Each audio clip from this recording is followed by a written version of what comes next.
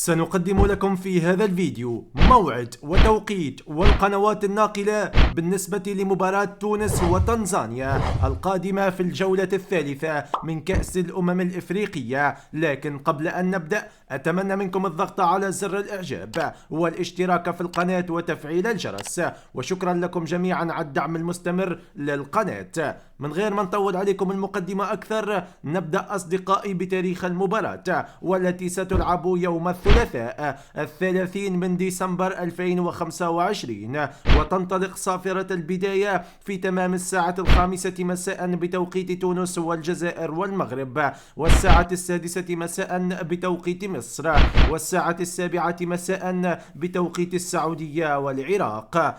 هذا بالنسبة لموعد وتوقيت المباراة. أما عن القنوات الناقلة فإن المواجهة ستنقل عبر قناة بي إن سبورتس المشفرة.